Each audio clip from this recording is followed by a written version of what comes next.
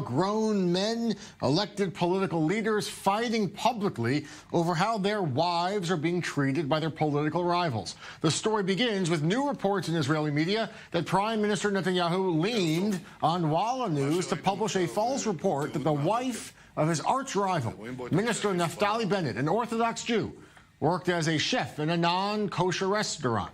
Netanyahu had a close relationship with Shaul Elovich, former Walla News owner, so close, in fact, that both men are wrapped up in a criminal corruption and bribery scandal.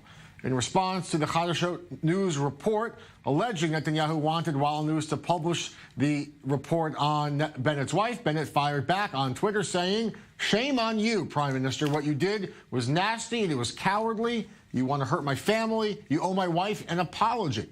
Netanyahu's Likud party fired back saying, "Come on, Bennett. It's politics, and you're a hypocrite. You are infamous around the country for leaking to reporters negative stories about Sarah Netanyahu, the prime minister's wife." Netanyahu's son, Yair, also chiming in, saying that same sentiment. "Bennett, you did the same thing a million times, trying to attack my mother in the media. It's a nasty part of politics. So what?" he wrote. All right, Danny, I want to get your thoughts on that. What are your thoughts on the spat? Very publicly arguing about the way that the wives of these politicians are being treated, the push for negative coverage, you know, these political rivals going behind their backs to try and plant like bad stories. Well, this is not really the story. It's the timing. You know, because of the Hezbollah operation going on right now. And also because I think this is maybe ushering in an intensive election season.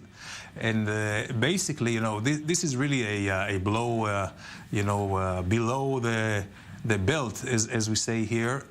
And we know, as you mentioned, Naftali Bennett and the Prime Minister are arch enemies for, you know, basically they are fighting for the same electorate, for the same constituency. But is this bad, not just for their constituents, do you think, but just for the Israeli voters who were being told this is a serious operation in the north? Yes. There's threats to the south, threat to the north. Israel's security is at stake. We're putting lives at risk to, you know, operate on these tunnels and for Israeli security. And they're arguing about false stories in the media, and you're being mean to my wife, you're being mean to my mom.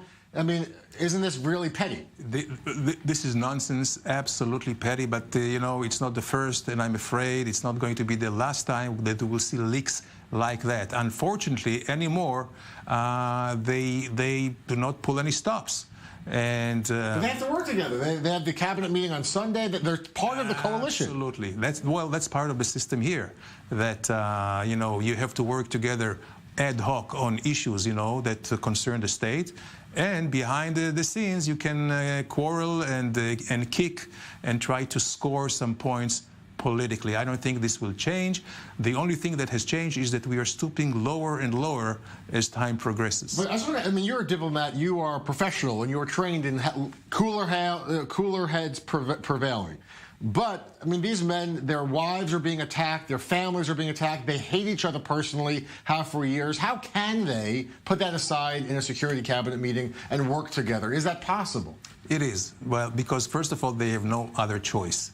When you sit in the cabinet, you have the onus of responsibility on the highest, or the importance, you know, matters that involve death and life, security of the nation, the future of the nation. So they have no other choice but to work. And here, when it comes to the cabinet and really this decision-making, there should be, I hope, no emotions involved. Let's hope cooler heads will prevail. Danny Ayalon.